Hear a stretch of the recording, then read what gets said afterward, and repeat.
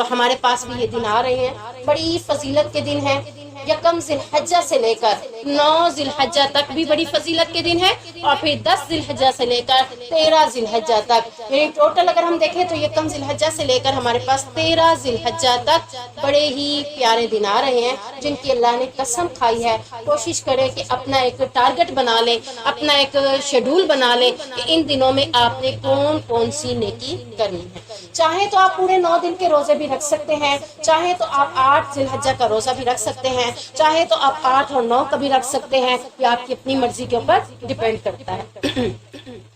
لیکن جو عرفہ کے روزے کی فضیلت ہے، اس حوالے سے جو علماء نے اس حوالے سے بات کی ہے وہ یہی کی ہے کہ اگر ہم سعودی عرب کے 9 ذی الحجہ کے ساتھ روزہ رکھیں تو بعض ملکوں میں رات ہوتی ہے اور بعض میں دن ہوتا ہے، تو وہ کیسے روزہ رکھیں گے جہاں رات ہوتی ہے؟ تو ہر ایک اپنے چاند کو دیکھ کر رمضان کے روزے رکھتا ہے، ایسے ہی ہے نا، ہر ملک اپنے چاند کو دیکھ کر روزے رکھتا ہے اور اپنے چاند کو دیکھ کر عید مناتا ہے۔ تو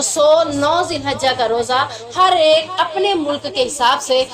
چاند کے نکلنے کے حساب سے رکھے گا۔ تو ہمارے لیے کون سا روزہ ہے؟ 9 ذی الحجہ کا ہی روزہ ہے۔ اگر پھر بھی کسی کو ڈاؤٹ ہے تو 8 کا بھی رکھ لیں، نفل ہی ہے نا، عبادت ہے۔ اور اگر کسی کا اتنا دل چاہ رہا ہے وہ پورے 9 روزے بھی رکھ سکتا ہے، اس میں ممانعت نہیں ہے، نیکی ہے نا، نیکی کرنی ہے۔ یہ 10 دن نیکی کے ہیں، جس طرح حاجیوں کے لیے یہ دن اہم ہے تو اسی طرح بغیر حاجیوں کے لیے بھی یہ دن بہت اہم ہے۔ اگر حاجی وہاں جا کر حج کر رہے ہیں تو آپ ایک ٹارگٹ بنا لیں کہ انشاءاللہ العزیز ان دنوں میں اگر میں صبح کی نماز گھر کے اندر 2 یا 3 عورتیں ہیں جماعت کے ساتھ نماز پڑھا لوں، اور وہیں پہ 2 عورتیں بیٹھ جائیں اور سورج نکلنے تک وہیں پر ذکر و اذکار اور قرآن کی تلاوت کریں اور وہیں پر اشراق کی نماز پڑھ کے کھڑے ہوں، تو انشاءاللہ آپ ایک حج نہیں، پورے 9 دن اگر آپ نے یہ کام کیا تو آپ انشاءاللہ 9 حج کر لیں گے انشاءاللہ۔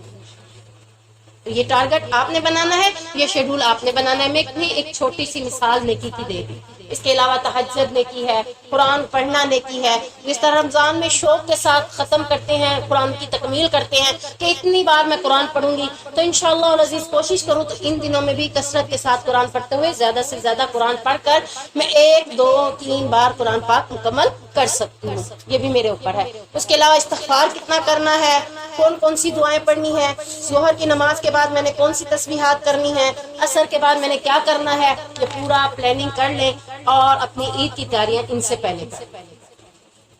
گھر کی صفائی، اپنے کپڑے، اپنے معاملات، ان جو باقی 4 5 بلکہ 23 ذیقعد ہے آج، تو 7 دن ابھی پڑے ہیں یا 6 دن پڑے ہیں، تو آپ ان دنوں میں اپنے باقی کاموں کو سمیٹ لیں، اور باقی یکم ذی الحجہ سے آپ ایسے سمجھیں کہ انشاءاللہ العزیز جس طرح رمضان کے دن اور راتیں پیاری ہیں نا، اس میں عبادت کرتے ہیں، اس سے بھی زیادہ پیارے اللہ نے کیا کہا، والفجر ولیال